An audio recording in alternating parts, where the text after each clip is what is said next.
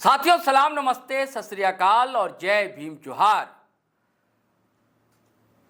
कड़क आवाज हमारी नहीं है दोस्तों, लेकिन पूछता हूं हेमंत सरकार से, आखिर कब रुकेगी मॉब लिंचिंग? भीड़ कब तक बेकसूर लोगों की जान लेती रहेगी? इसका जवाब झारखंड की जनता चाहती है। झारखंड चाहता है बेकसूर गरीब निरीह असहाय लोग। आप जानते हैं साथियों, इस देश में सबसे पहले अगर मॉब लिंचिंग की शुरुआत हुई है, इसे शुरुआत भी नहीं कहना चाहिए, क्योंकि अच्छी चीज की शुरुआत क्या कहना, यह तो अमानवीयता है, गैर इंसानी हरकत है। जानवर भी जो होता है दूसरे जानवर पर हमला जब ही करता है जब उसे डर होती है कि कहीं ये काट तो नहीं लेगा, तब जो नाग है डस लेता है आपको। लेकिन हम कैसे इंसान हैं, मनुष्य होने का ढोंग रचते हैं। और क्या पुलिस का इकबाल बिल्कुल खत्म हो गया है क्या झारखंड में, कि ऐसी घटनाएं लगातार सामने आ रही? चोर का नाम दे देना, कभी कुछ और नाम दे देना, वो जान ले लेनी है। और ये लोगों के अंदर ये कौन सी अराजकता छा गई है? क्या कारण है इसके पीछे? खाली आप ये कहकर के बेरोजगारी बढ़ गई है, युवा कुंठित है, ऐसा नहीं है। कई ऐसी घटनाएं हैं जिसमें युवा सिर्फ बेरोजगार शामिल नहीं होते हैं, अपना गुस्सा उतारते हैं। कई और लोग भी, अच्छे खासे लोग भी। मैं जिस घटना का जिक्र करूंगा दोस्तों, वो तो दुकानदार है। यानी दुकानदार है तो बिजनेसमैन है, बिजनेसमैन है तो ठीक ठाक आर्थिक स्थिति है, उनके अंदर तो किसी तरह की कुंठा का जन्म नहीं होना चाहिए। फिर ऐसा क्यों हो रहा है? इसीलिए कहा जाता है, मांग उठती है कि मॉब लिंचिंग के खिलाफ कानून कब चलेगा। पुलिस का डंडा भी जब चलता है तो कमजोर पर ही चलता है, मजबूर पर चलता है, असहाय पर चलता है। यह घटना है दोस्तों कोल्हान की, घटना है लोहनगरी की। वो लोहनगरी यानी कि जमशेदपुर, जहां कहा जाता है कि अगर असली भारत देखना है तो आप जमशेदपुर टाटा नगरी पहुंच जाइए। बंगाल की संस्कृति है तो केरल की है, नॉर्थ ईस्ट की सभ्यता लहलहाती है तो ठाठे मारता है बिहार, बंगाल, झारखंड तो है ही। उस शहर में सीताराम डेरा, छाया नगर, वहां की घटना हादसा है सबसे बड़ा, जिससे शर्म से माथा झुक जाएगा। आपका भी सुनेंगे। गरीब लोग भी वहां आबाद हैं, दो गरीब निकलते हैं। हर जगह आप दावा कर लीजिए कि शौचालय बन गया है घर घर, लेकिन हर जगह नहीं बना। शौच के लिए निकलते हैं, साथ एक बच्चा होता है, घर आता है, लौटता है, कहता देखिए चाचा को या भैया को मार रहे हैं लोग, जान ले रहे हैं। उसकी पत्नी पहुंचती है, गिड़गिड़ाती है, हाथ जोड़ती है, मिन्नतें करती है, लेकिन सुनना नहीं।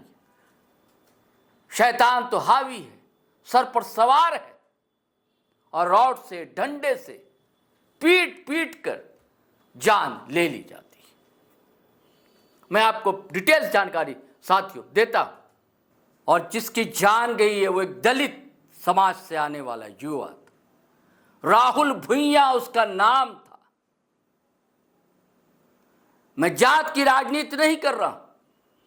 यहां मॉब लिंचिंग के शिकार अंसारी समाज के भी लोग हुए, आदिवासी समाज के भी लोग हुए, साहू समाज के भी लोग हुए और दलित समाज के भी लोग हो रहे हैं, शिकार हो रहे हैं। क्या आसान शिकार हो जाते हैं क्या ये लोग? राहुल भुइयां नहीं, हां राहुल भुइयां नाम था उसका। और दुकानदार जो है शुभम कहे जाते हैं, कहते हैं उनके यहां काम चल रहा था, लेकिन वहां के थानेदार ने जो जानकारी दी, उन्होंने कहा है कि चोरी के शक में पीट पीट कर जान ले ली गई राहुल भुइयां की। जबकि दुकानदार शुभम का कहना है कि सरिया निकाल रहे थे वे। तो हम लोगों ने डाटा और पुलिस को बुलाया। सिर्फ डाटा नहीं था, बहुत मुश्किल से गुरुवार रात 1:30 बजे की घटना है। बहुत मुश्किल से पुलिस पहुंचती है और पुलिस एमजीएम अस्पताल लेकर जाती है और सुबह होने से पहले पहले ही राहुल भुइयां दम तोड़ देता है। सिर्फ उसने दम नहीं तोड़ा है, जो हमारी सुरक्षा व्यवस्था है, पुलिस का जो इकबाल है, जो हमारे दावे हैं, प्रति दावे हैं सरकार के कि सब कुछ गुडी गुडी है यहां, लेकिन ऐसा क्या सच में है? तस्वीरें तो बहुत भयावह हैं, कहानी तो कुछ और बता रही है।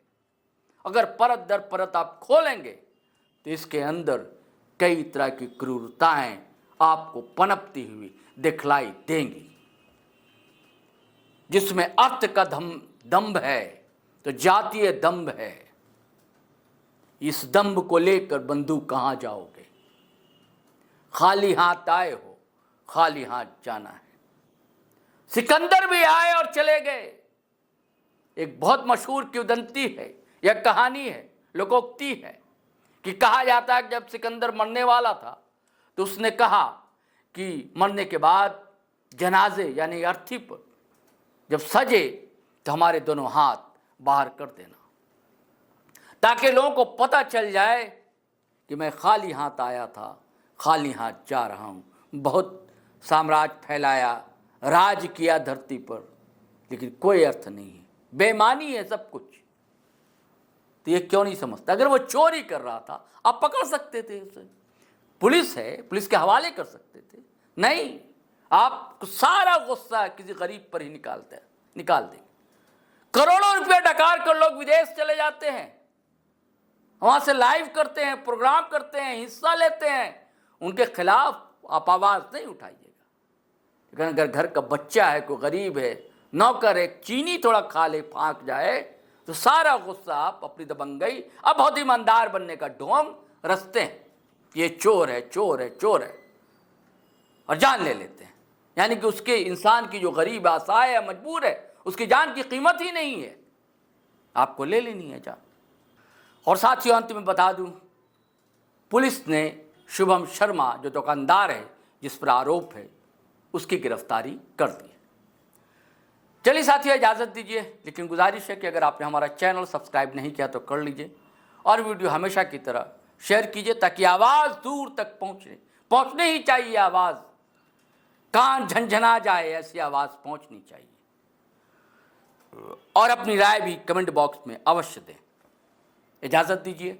जय हिंद, जय भारत।